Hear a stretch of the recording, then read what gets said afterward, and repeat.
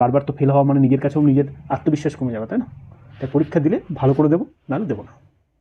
যারা বারবার পরীক্ষা দিয়ে করতে হবে, একটা বার 100% চেষ্টা অন্তত করে গেলে অন্তত কোনো রিগ্রেট থাকবে না এক্সামের জন্য। ঠিক আছে, হোক না হোক সেটা আমাদের হাতে নেই, কিন্তু সেটার জন্য পড়ার কোনো রিগ্রেট থাকবে না। আই হ্যাভ ডান মাই 100%। ওকে, এই ফিলিংসটাও নয়, আমি সমস্তটুকু দিয়ে লড়াই করেছি। বাস, আর আজকে আমরা একটি বিষয় নিয়ে আলোচনা করব, যে বিষয়টি তোমরা যেমনটা দেখেছো থাম্বনেলে, যে তোমাদের মধ্যে অনেকেই যারা প্রিপারেশন করছো, তারা হয়তো অনেক দিন ধরে প্রিপারেশন করছো, ঠিক আছে? লাস্ট 4-5 বছর ধরে অনেকেই হয়তো প্রিপারেশন করছো।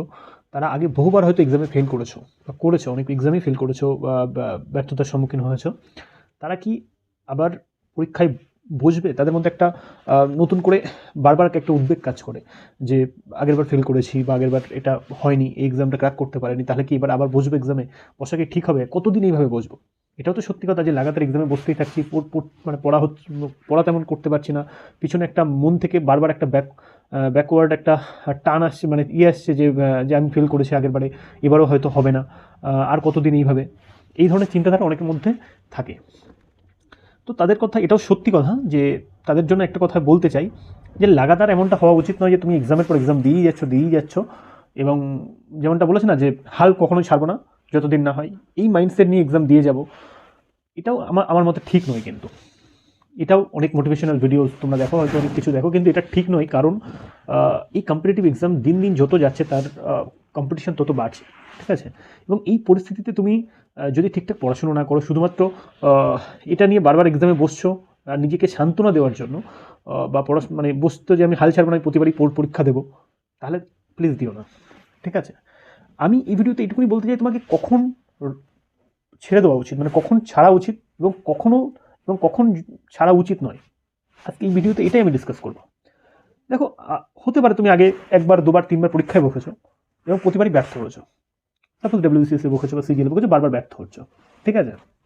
বা বেসিক কোনো এক্সামে বারবার ব্যর্থ হয়েছো আগেও, তাহলে এবার এক্সাম দেবো কিনা, এবারে আবার এক্সামে বসবো কিনা, এটা নিয়ে যখনই তুমি ভাববে, তখন তোমার এটার উত্তর, আমার কাছে খুব সিম্পল একটা উত্তর। তুমি উত্তরটা যদি একদম বলতে হয়, একদম সংক্ষেপে আমি এটুকুনি বলবো, যে তোমাকে নিজেকে কোশ্চেন করতে হবে পরীক্ষায় বসার আগে।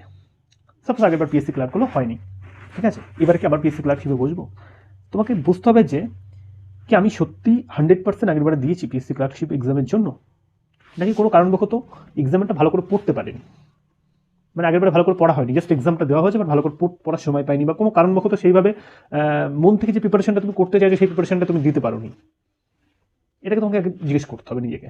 যদি অ্যান্সার আসে যে হ্যাঁ, আমি যে প্রিপারেশনটা করতে চেয়েছিলাম সেটা কোনো কারণবশত আগেরবারে সময়টা দিতে পারিনি, বা কোনো আমার কিছু ঘটনা হয়েছিল, বা কোনো এক্সাম ছিল যার কারণবশত আমি ফুল 100% দিতে পারিনি এক্সামটার জন্য, যদি এটা অ্যান্সার আসে, তাহলে তোমাকে এই এক্সামে বসা উচিত আবার।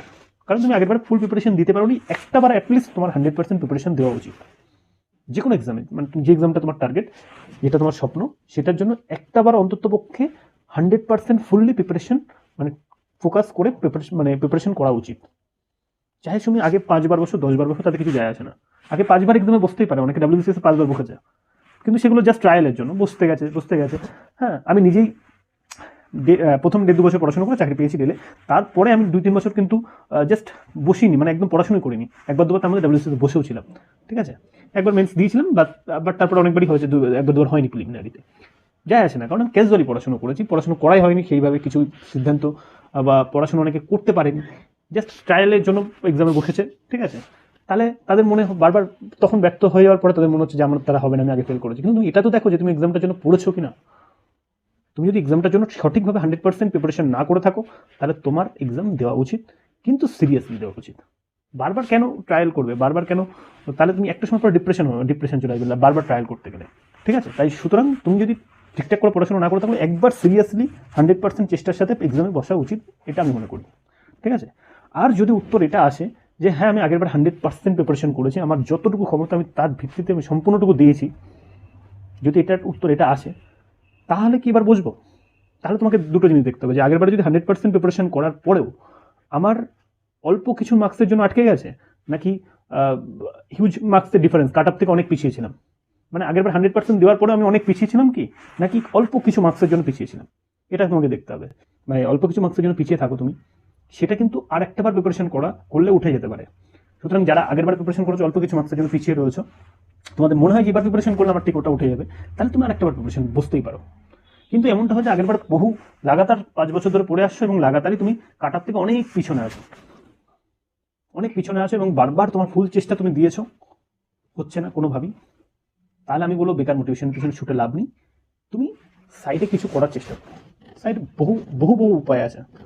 কেউ বলেনি কম্পিটিটিভ পরীক্ষা দিতে হবে যে মানে এই সরকারি চাকরি পেয়েই সব কিছু করতে হবে, তার বাইরে হাজারটা পথ আছে, বেটার অনেক ভালো ভালো পথ আছে। সেগুলো নিয়েও আমি অনেক ভিডিওতে বলবো যে মানুষজনকে বাইরে কী কী উপায়ে কী কীভাবে অনেক বেশি আমাদের থেকে গ্রো করছে, যারা কম্পিটিটিভ সরকারি চাকরি প্রিপারেশন করছে তাদের থেকে অনেক বেশি গ্রো করছে তারা। হাজারটা পথ আছে, তোমাকে শিখতে হবে, ওই স্কিলগুলোকে লার্নিং করতে হবে। তুমি সাইডে ওই স্কিলগুলো লার্ন করতে থাকো, তোমার জন্য পথ আছে, ঠিক আছে। এবং প্রিপারেশন যা আছে সেটা তুমি এক্সামে বুঝতে পারো সাইডে, কিন্তু সাইডে কিছু করা শুরু করে দাও। যারা 5-7 বছর ধরে পড়ছো, অথচ কাট অফের ধারে কাছে আসছে না, অনেক পিছিয়ে আছো, তাদের বুঝতে হবে যে কোথাও উইকনেস আছে, সেই জায়গাটা রেকটিফাই করে তুমি একবার এক্সাম দিতে পারো। আর যদি মনে হয় না হচ্ছে না, ভিতর থেকে কনফিডেন্স আসছে না কোনো মতে, তাহলে তুমি সাইডে কিছু করতে থাকো। আর কারা এক্সাম দেবে আমি সেটা বলে দিই, যারা কিছু মার্কসের জন্য পিছিয়ে আছো, তাদের মনে হয় যে হ্যাঁ এবার কভার করে দেবো। দেখো অনেকে হয়তো কাটার থেকে অনেক আগেবার পিছিয়ে ছিল, কিন্তু তারা মনে হয় যে এবার আমি সিরিয়াসলি পড়াশোনা করবো, আগেবার পড়াশোনা করার সময় পাইনি, আমি ওটা তুলে দেবো, তারা এক্সামে দিতে পারো। নিজের কাছে ব্যাপারটা, নিজের কাছে যে আমি এবার পারবো এবং এবার আমি ফুল সময়টা দিতে পারবো, তাহলে তারা এক্সাম দেবে। এবার ক্যাজুয়াল এক্সামে বসো না, বারবার নোট সাজেশনস এগুলো কিছু কাজে আসে না খুব বেশি। যতটুকু পড়তে হবে ইন ডেপথ পড়তে হবে এবং ডিটেলসে পড়তে হবে, 100% এফোর্ট দিয়ে পড়তে হবে, তাহলে পরীক্ষা দাও। আর যদি ক্যাজুয়ালি বসো তাহলে বেকার বসে লাভ নেই, কম্পিটিশন বাড়ানো ছাড়া আর কিছুই না, মানে কম্পিটিশনে জাস্ট পরীক্ষা দিতে যাওয়া ছাড়া আর কিছু হবে না। পরীক্ষা দিলে ভালো করে দেবো, না দেবো না। যারা বারবার পরীক্ষা দিয়েছো, এটা আবার নতুনদের ক্ষেত্রে প্রযোজ্য, নতুন যারা এসছো তারা অবশ্যই বারবার পরীক্ষা প্রথমে একবার একটা দুটো এক্সাম ট্রায়ালের জন্য দিতেই পারো, কিন্তু মনে করো ট্রায়ালের জন্য, ওটা সিরিয়াস এক্সাম নয়। সিরিয়াস প্রিপারেশন একটাই করবো, যেবার করবো সেবার বলেই নামবো, এবার সিরিয়াস একবারই দেবো, বেস্ট দেবো। সামান্য কিছু মার্কসের জন্য পিছিয়ে গেলে আরেকবার দেবো, ব্যাস, তার বেশি নয়। হাজারটা পথ আছে বাইরে, আমরা সেই পথগুলোকে খুঁজে নিয়ে নেবো সাকসেসের জন্য, ঠিক আছে। বাকিটা তোমাদের উপরে না, অনেকেই আছে 10 বার 15 বছর পড়ে আছে গান, ঠিক আছে। তো সেগুলো ঠিক নয়, তোমার জীবনে তুমি কতটা সিরিয়াস সেটা তোমাকে বিবেচনা করতে হবে, এটা নিয়ে খেলা করা উচিত নয়।